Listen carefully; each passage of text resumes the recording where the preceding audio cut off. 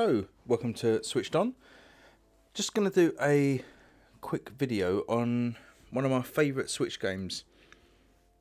This is like an indie title developed by Dreadbit and released by Ripstone, who released some great games for the Switch, so definitely check those guys out.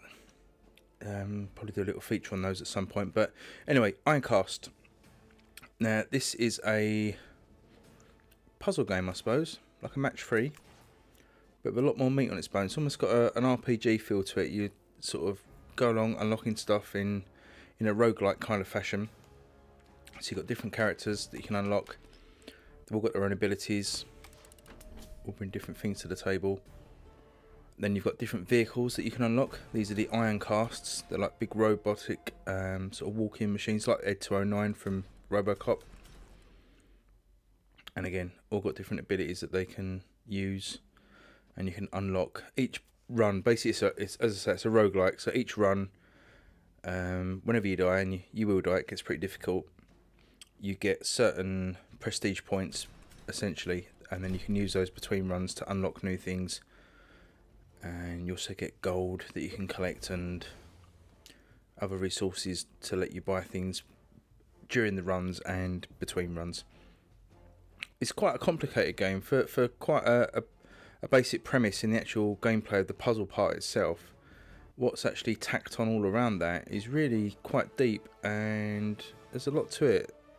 And I mean, I think this game is a bargain, really, and it's one that doesn't really get sort of spoken about at all by people that have got a Switch. So I just want to give it some love, really, and just put it out there and just give it another chance if people are looking around to pick up a new game over Christmas. So I'm not going to dig too much. What I probably will do is maybe a full playthrough or a review or some sort of other showcase of Ironcast, but I just want to give you a quick idea of how it plays. So you pick a mission from the UK, based in the southeast here, which is quite handy. Southend, Wembley, Hellsmere, I think that is, and then there's approach coming in here. This is basically the enemy. They're coming in from sort of Dover-ish way. And if they get to London, I believe, before you cut them off, then you lose. It's one way to lose anyway. So we'll take this mission in Southend. It's a battle mission, medium difficulty. It tells you what sort of assets you can expect to win during the mission. It's got this lovely sort of steampunkish feel as well. But it's also set, I believe it's set during World War II. Possibly, obviously an alternative history, but yeah, you've got kind of this mishmash of World War II and steampunk.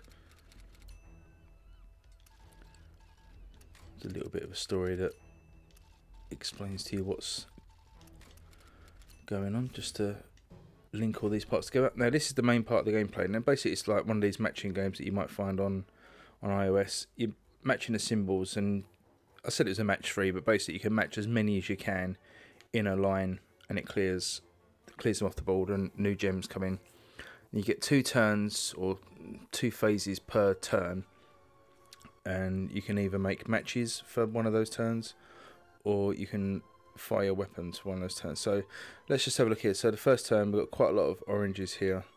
These little link symbols mean that you can link 2 colours together, because in one go you can only link one set of colours unless you link through one of these chains, which means you can then add any second set of colours. But we'll take these orange for now, and you'll see at the top of the screen gets added to one of the 4 resource bars there.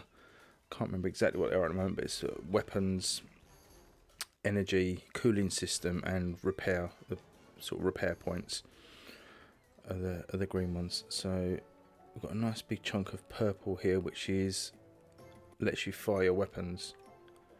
And then that white one I went through is sort of a bonus gem. So you see that's filled my purple bar up. Now you get a chance to attack. Now look at the top of the screen, you've got 2 fire buttons on the left hand side. They're activated by L1 and ZL. And on the other side you've got the R button to walk, and you've got 3 walking speeds, and when you're walking you're harder to hit by the other person. And you've also got shield, which is activated by ZR, and again that's got 3 levels, and the higher that is, the more you block from the other person's attack. And if you press the Y button, that's your defense points for your weapons and shields and drives, which the opponent can attack. Because if I press X, then I can actually target certain abilities of the other robot. So for example, if I press ZL, I can say I want to target my fire against his secondary weapon. If I press ZR, I'm targeting my weapons against his defense system. You can toggle that off and just have your weapons just hit generally whatever's weakest. So we will fire our weapon first. Looks like he's got a 1 point of shield. If you look in the top right hand corner, he's got 1 point under his shield, so he's protecting a little bit. So the best thing to bring the shield down is the secondary weapon, which is under ZL. So we're going to fire that, and that's taking his shields down. And then we're going to hit him with our primary weapon. Now his shields are down, and do some damage. And you see the bar at the top there with the little heart in the top right hand corner. That's his health points. And we can also activate our defences. So we're going to set off walking and raise our shields up. So that's our turn done. So press B, and it's the enemy turn now. So they're increasing their movement by 3 points and passing the turn back to us. So we have a look at the top bars and see what we need. We need attack points, which are the purple gems. We need energy, which is the orange gems. Every time you use one of your systems, the coolant gets used up, so that's the blue bar. And if that gets too low, you start taking damage. And then, as we said, the green one is defense points. If you do take damage, you can start collecting defense points. The other gems on the board, you'll see these yellow ones. These are gold. You can collect these and spend them between levels. But for now, I think we will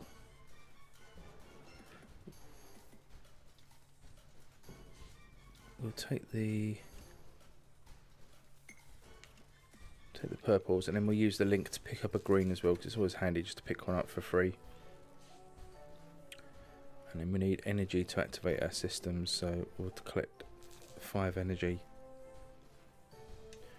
And then we get to attack our weapons. I mean, we're going to knock him out this time anyway, because he's only got 23 points of health left. But another thing we've got in the sort of central bar there, above the board, but below the coloured bars at the top, you've got some 4 special moves basically. And the first one there is you activate it with up on the D-pad, and that's to fire a cannon. That's like a mine. That's the special ability of this particular Ironcast, is it can fire a mine, and that'll explode on the next turn. So we'll hit him with our primary weapon, and that should finish him off. Ball of flames. Now obviously this is the first Ironcast that you face, so it's very easy. You can walk through this one, no problems, but they get much harder. They start ramping up in difficulty quite quickly. So it's the end of mission results, all the resources that you collected and XP that you collected. And so we can spend that now between levels. We've leveled up. Levels aren't persistent, so it's only during each run you level up. And if you press X, you can get rewards for each level you go up. So you get a special ability. So this one we will take the life leech. So leech 50 hull points from your opponent and restore them to your Ironcast. That's a useful ability. So we'll take that. Get blueprints here as well that get unlocked between levels, and that allows you to build new weapons. So we've got the pulse repeater and the hardened drive. And off we trot.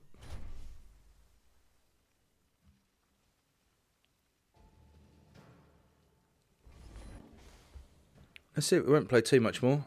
Just wanted to really do a quick video on this, just to showcase the game, just to round the day off today.